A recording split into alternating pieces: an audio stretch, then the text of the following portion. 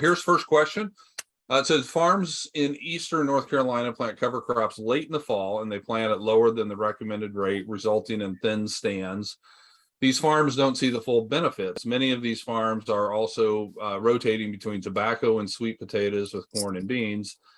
And as you probably know, tobacco and sweet potato production is very tillage intensive. What benefits could be seen to offset costs when planting at higher seeding rates? So in other words, how do we convince some of these guys that if you're going to the trouble of planting a cover crop, you should at least plant a recommended rate and not kind of skimp on that? And so great question, great points. And so these, this is how I would approach this. And we get asked these kinds of questions all the time, whether they're a tobacco farmer in North Carolina or a corn guy here in Nebraska or a wheat farmer in Kansas. Everybody is wanting to stretch their dollar as far as it can go. And so totally understand that.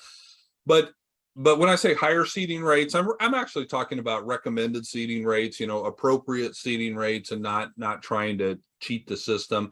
And sometimes the later you plant, the higher the seeding rates need to be. The earlier you plant, the less seed you need, because it will tiller quite a bit more. So number one, it's just going to be better weed control. One of the great benefits of cover crops is it's exceptional weed control when the cover crop can get out ahead of the weeds and when you have really good competition. Most weeds really aren't great competitors.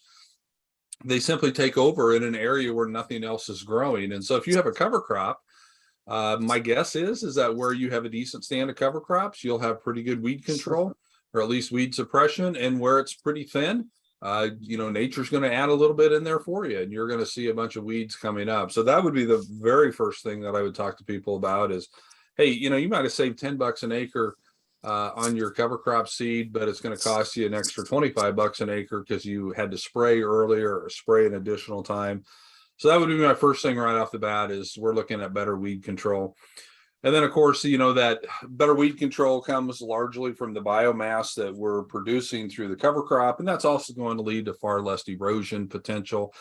I've seen cover crop fields, with pretty thin stands, do okay preventing erosion, and certainly compared to bare soil.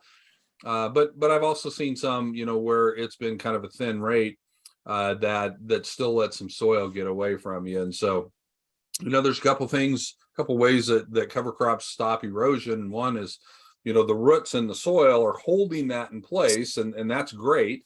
But the other one, and a lot of people don't think about this, is just simply having that leaf canopy out there is absorbing the energy impact of the rainfall, and it never lets it hit the soil.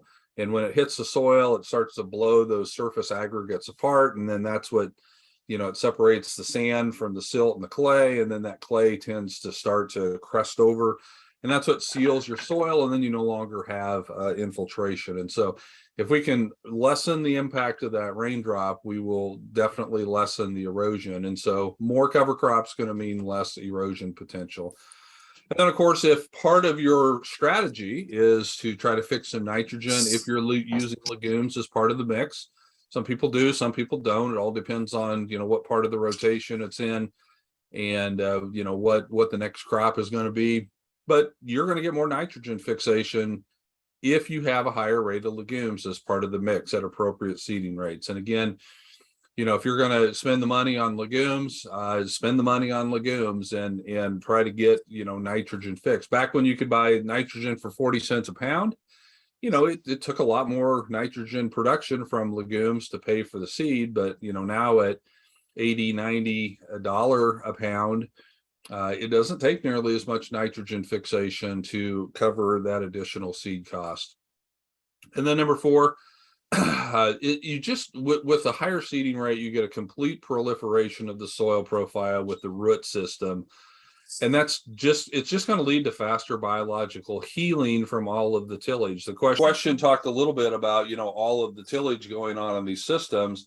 And there's certainly some crops that you just have to do tillage for, particularly in harvest. So the best way to combat that is to heal the system as quickly as possible after that tillage.